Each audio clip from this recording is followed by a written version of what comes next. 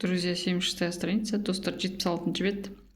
Оқимыз, сосын аударамыз. Жаңа басып тастаппын. Психологи даже научились таких людей раскладывать по полочкам, дейді. По научному, по типам. Приведу классификацию, которая может быть кому-нибудь будет интересно. Самая большая группа вечно ищущие. Они всю жизнь ищут женщину, любимое дело, деньги, постоянно ставят какие-то цели и не добиваются их. Никак не могут определиться в жизни, находятся в суете. Такому человеку трудно оценить всю прелесть момента здесь и сейчас, а значит и оценивать по достоинству встреченную женщину, извините, да и вообще жизнь. Вечно раненый. Когда-то его обидела женщина или даже школьная подруга, и это записалось в его искаженную матерью психику очень глубоко. И человек идет по жизни с обидой и всех женщин красит одной краской. Естественно, что на таком фундаменте очень трудно построить счастливую семью. Есть еще вечный подросток, Дон Жуан, Казанова, женатый интимофоб, латентный и другие. Сами названия уже дают характеристику человеку. В принципе, все это не столь важно и интересно больше специалистам.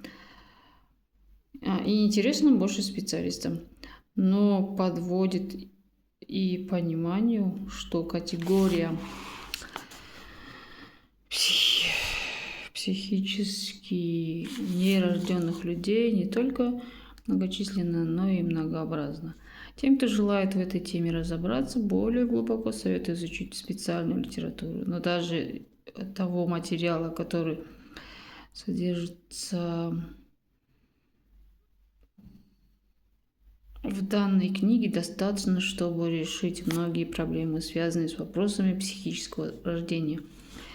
Нередко эти мужчины высокообразованы, так как любящие матери приложили к этому много усилий, загружали детей знаниями, разными кружками, секциями, старались воспитать из мальчика настоящего мужчину, а в результате получили обратное. Они могут занимать хорошие посты, так как имеют возможность достаточно времени уделять работе, карьере. Интимофоба, психически нерожденного человека, можно встретить и в Думе, и в правительстве, много в их творческой среде и науке. В науке. Профессор МГУ А.М.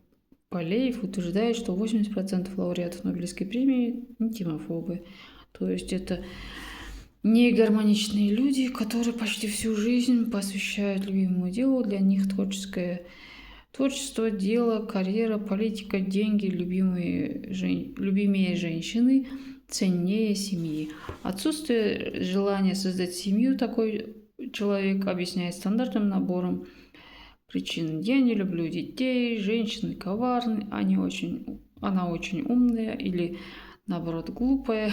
У нас разные интересы, у нас слишком много общего, скучно. Я ищу свою половинку, в мире так много интересного и без женщин, и так далее. Психическая травма, нанесенная избыточным материнским чувством, часто отражается и на сексуальных способностях. Хотела закончить предложение, мысль. И это также может быть причиной того, что мужчина избегает длительных или всяких отношений с женщинами. Енді аударамыз. Так. Извиняюсь, просто психологтар бұндай адамдарды, таких людей деген сатыларға полочка деген негізі сөрелерге қойып үйренген ғылыми түрде типтер бойынша. біреуге қызық болатын санатты мысалға келтірейін дейді. Ең үлкен топ ол мәңгі іздеушілер. Иә? Яғни қайда кетті? Олар өмір бақи әйелді іздейді, сүйікті ісін іздейді, ақшаны іздейді, тұрақты түрде бір мақсаттарды қояды да оларға жетпейді. Өмірде ешбір тұрақталмайды. Бір нәрсеге тоқталмайды жұмыс бойынша. И жаңағы өмір бақи бірдей суета деген проблемалардың несінде жүрді. Былай тыныштығы жоқ бар ғой. Өз-өзін таппай жүрген адамдар ғой. Бұндай адамға қазір және осы сәтте деген сәттің бар кереметін бағалау өте қиын. Ал бұл деген сөз кездескен әйелдің жалпы өмірді де бағалау өте қиын деген сөз. Вечно ранее деген өмір бақи жараланған. Когда-то деген бұрында кезінде оны бір әйел ренжітеді, немесе мектептегі құрбысы, сосын оған ол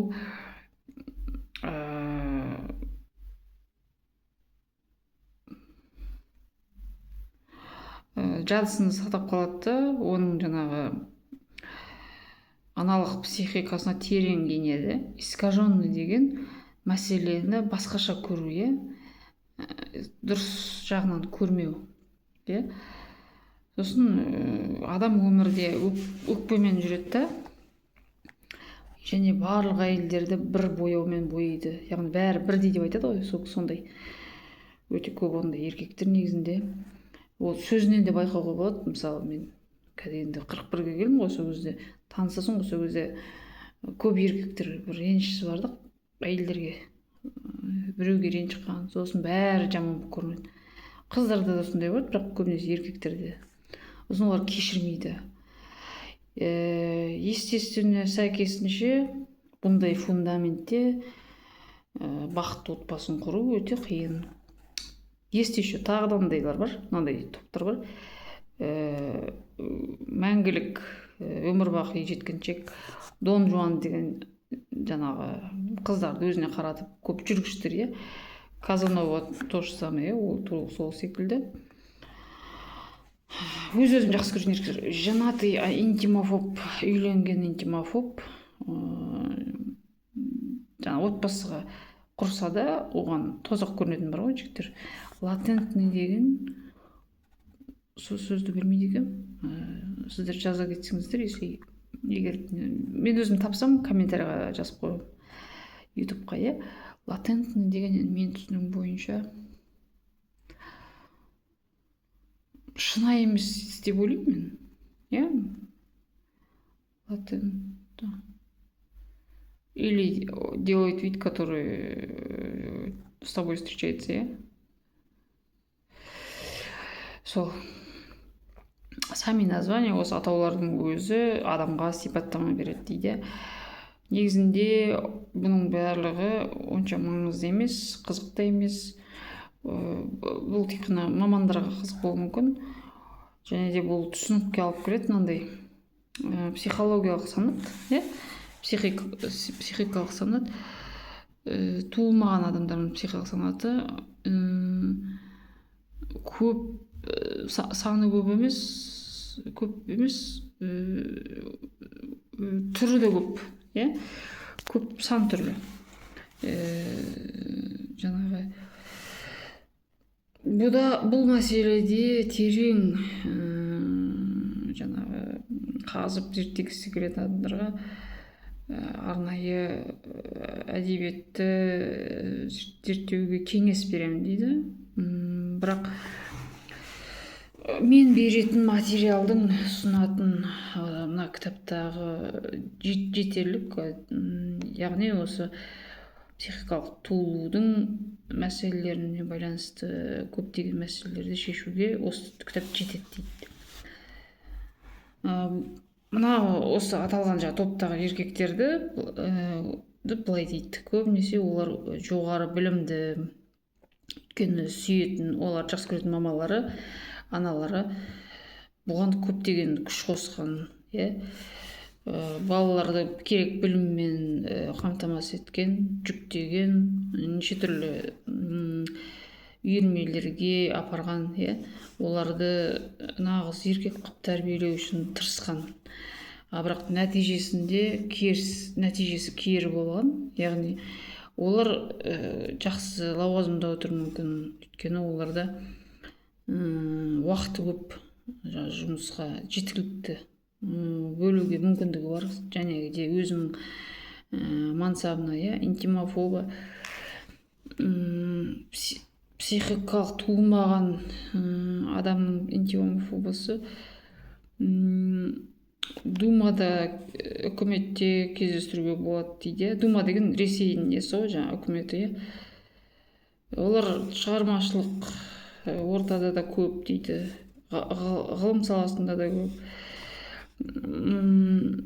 Мәскеу мемлекеттік университеті профессоры Балиев деген мырза жаңағының айтуы бойынша 80 Нобель сыйлығының иегерлерінің 80% интимофобтар дейді. То есть деген, яғни олар гармониялық түрде жетілмеген адамдар, почти всю жизнь, өмірінің көп бөлігін дерлік сүйікті ісіне арнаған. Оларға шығармашылық өздерінің істері, мансаптары, саясат, ақша, сүйікті әйелден артық, және де бағалы, отбасынан бағалы. Отбасын құру қалауының жоқтығын бұндай адам стандартты себептердің жиынтығымен түсіндіреді. Мен балаларды жақсы көрмеймін, әйелдер оңбаған, немесе арам, жаңағы пиғылдары теріс деп, ол өте менен ақылды, немесе керісінше менен топас, менен ақыл төмен. Біздің қызығушылықтарымыз әртүрлі,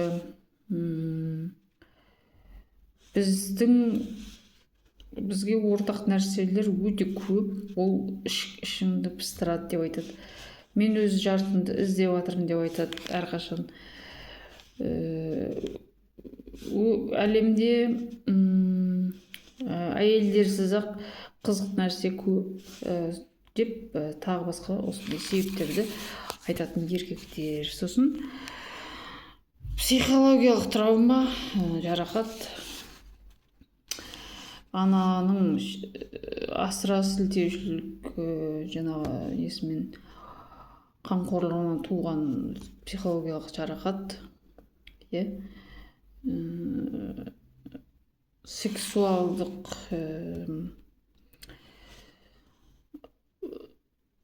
жағдайларда да способность деген қабілеттерде көрінеді, көрінісін табады, яғни ол да маңызды, енді бізде ол ұят болады дейді, бірақ негізінде өте маңызды нәрсе. Бұл да еркектің әйелмен ұзақ және барлық қарым-қатынас жасауға қашуының себебі болып табылады. Сондықтан да осылай. Нерожденный психический человек в любом возрасте остается неадекватным. Ему трудно принять верное решение, так как он находится в психической утробе матери, а так называемой психической плаценте, и воспринимает окружающий мир через ее чувства и менталитет. А это зачастую входит в противоречие с его собственными представлениями о мире, и в нем происходят сложные процессы, приводящие к психическим расстройствам, увлечению алкоголем, наркотиками или просто делать сложным взаимодействие человека с другими людьми. Естественно, что в таком состоянии трудно реализоваться в жизни, трудно быть мужчиной. Они боятся глубоких доверительных отношений с женщинами, боятся ответственности. И когда слышишь от женщин сейчас нет мужчин, хочется сказать, да, действительно, больше 60% мужчин вокруг это психически не родившиеся люди. Но, уважаемые женщины, кто воспитал их такими? Кто утопил их в своей любви? Кто не отпускает своих детей до своего смертного порога, а то и держит на крючке из того мира?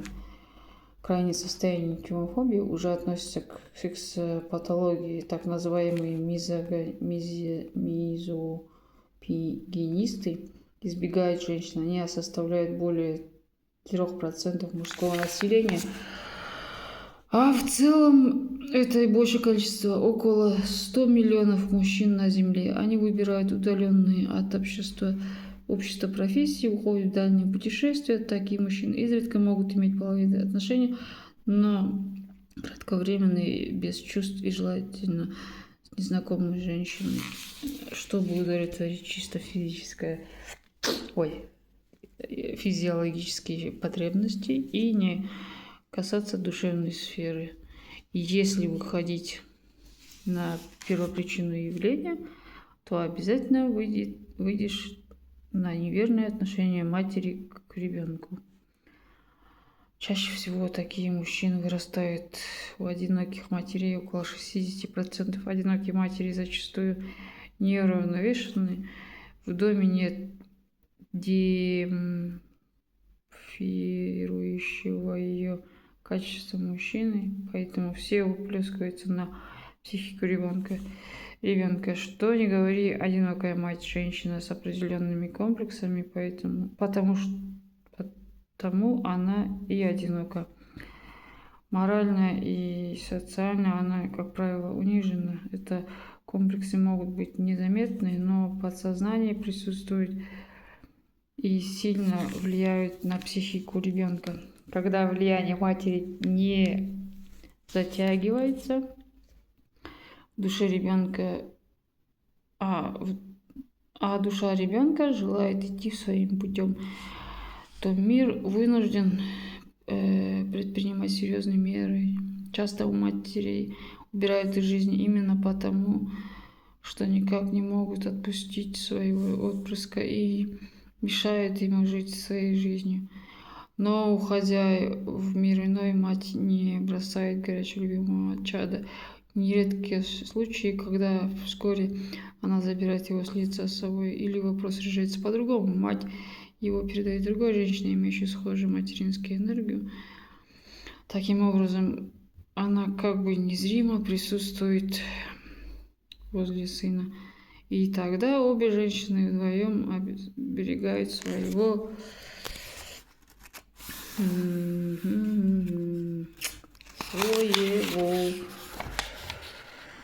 большого ребенка от самостоятельной жизни, как было описано в приведенном случае. Данный вопрос мы рассмотрели на примере мужчины. Дело в том, что мужчины гораздо чаще оказываются в подобной ситуации. Вероятно, здесь сказывается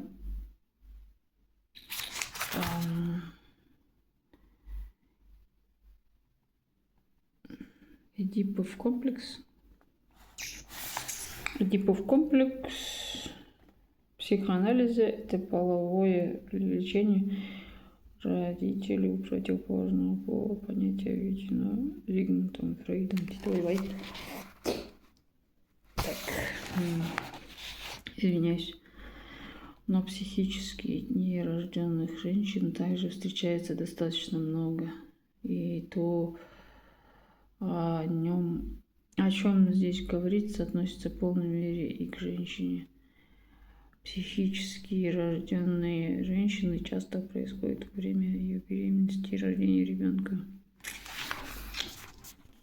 Так, теперь перейдем в Рамс.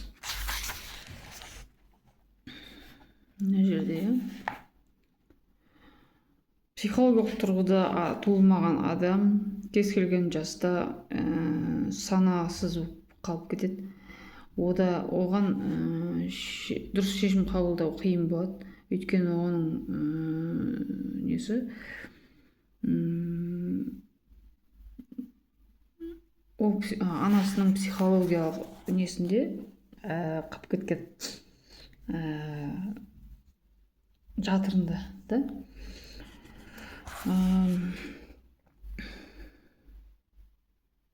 Психологиялық пациенті деп аталады. Сосын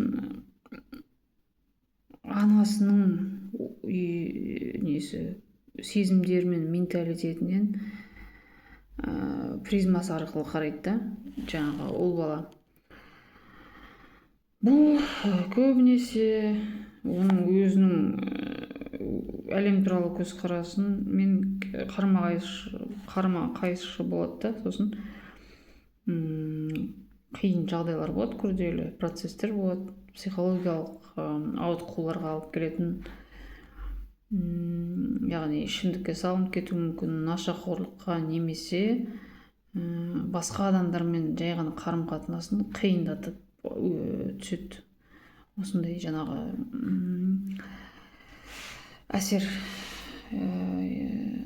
Естественно, яғни деген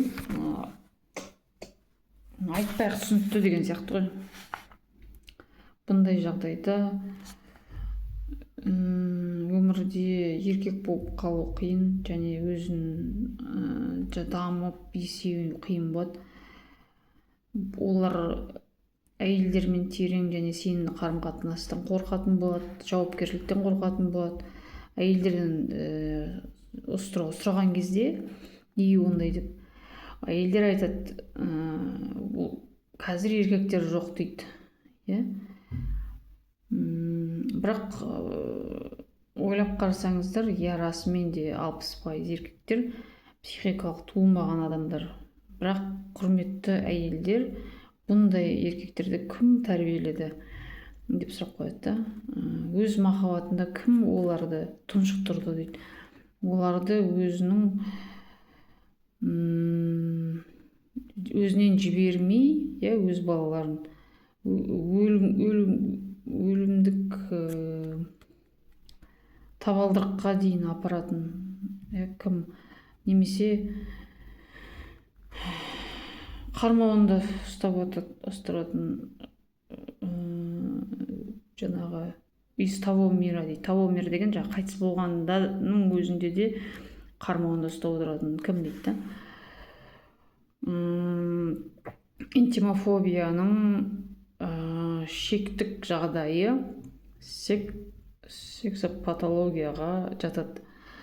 Бұл деген мизогинистер, әйелдерден қашатын жаңағы мизогинистер осылай айтады.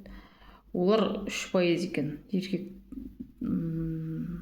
жаңағы еркектердің 3%. Сонда бұл ал жалпы бұл үлкен мөлшері, яғни 100 миллион еркек, жердегі 100 миллион еркек осындай.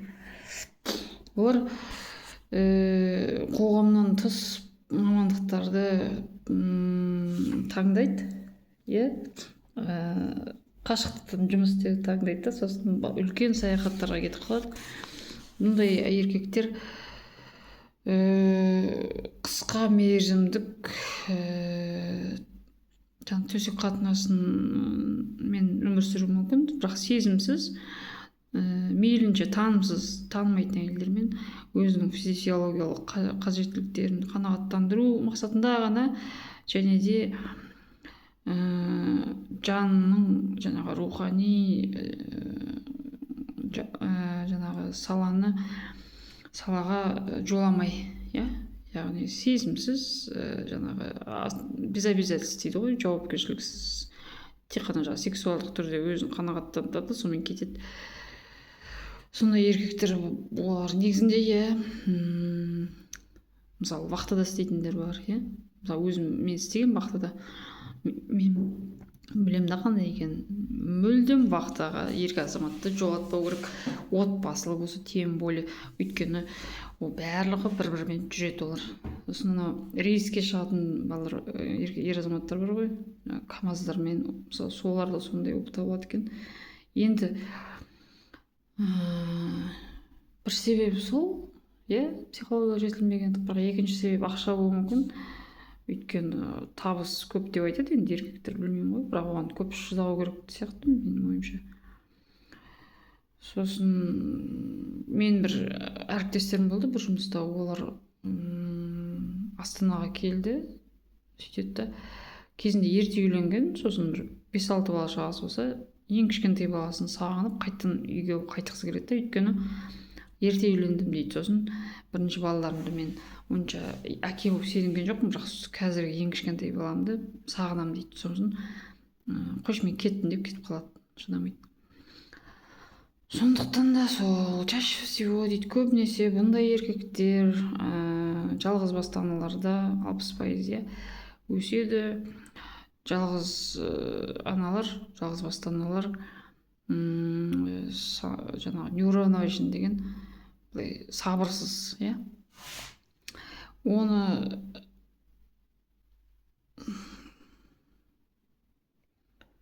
және де еркек жоқ, оның жаңағы оның әйелдік қасиеттерін жаңағы сыйлап, құрметтеп айтатын, сондықтан барлығы баланың психикасына кетеді, шығарылады. Не десек те жалғыз басты ана бір комплекстерге ие, сондықтан да ол жалғыз, моральдық тұрғыда, әлеуметтік тұрғыда ол төмен жаңағыдай құрметтелмеген кезінде, сондай жерге тең, өйтіп айтпақ қойын, құрметі аз болғанда оған деген. Сосын осы комплекстер, осы жаңағыдай кем деп өзін санағандықтан бұл жаңағы өзін кем ұстану көрінбеуі мүмкін, бірақ баланың психикасына әсер етіп саналы түрде бұл бар, өте қатты әсер етеді. Анасының жаңағы әсері созылып баланың жанында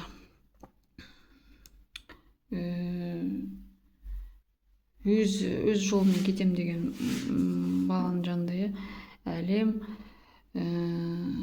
күрделі шараларды қолдануға мәжбүр дейді. Көбінесе аналарды өмірден алып кетеді, өйткені олар еш өзінің баласын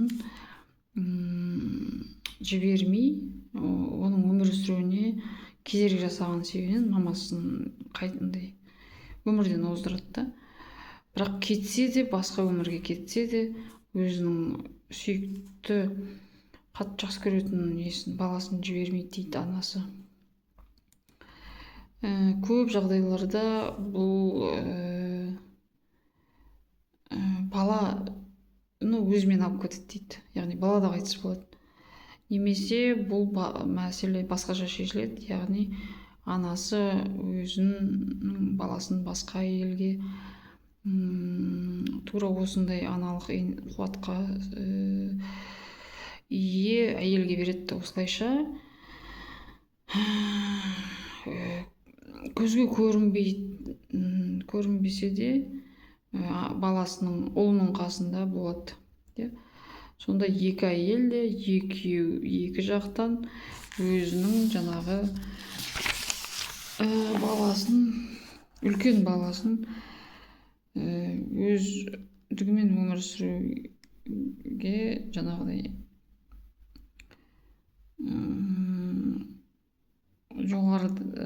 жоғарыда келтірген жағдайларда кедергі болады. Бұл мәселе біз жаңағы Семеннің жағдайында көрдік бұны. Өйткені мәселе бұл еркектер көбінесе осындай жағдайда болады, осы тектес. Бұл жерде Эдипов комплексі әсерін тигізеді. Бірақ психикалық туылмаған әйелдерде көп кездеседі дейді. Жаңағы бұл әйелдерге қатысты толық түрде. Сосын толық түрде туылмау әйелдердің көбінесе оның жүкті кезінде немесе бала туу кезінде болады дейді. Мына жерде оқыдым ба, оқымадым ба, білмеймін.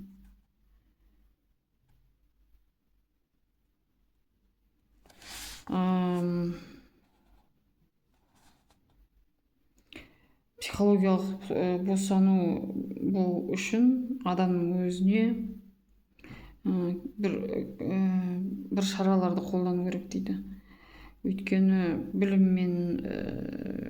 білімді болса, білімге ие болса, ол өзіне туылуға көмектесу керек. Бірнеше кілттерді, бірнеше шешімдерді психологиялық туылуға және гармониялық адам болуға әлемде соған есік ашуға көмектесетін бірнеше кілттерді, шешімдерді айтатын болам деп мына жерде келесі нерде айтады. Первый ключ, бірінші кілт, екінші кілт деп. Ол келесі жолы болады. Солай.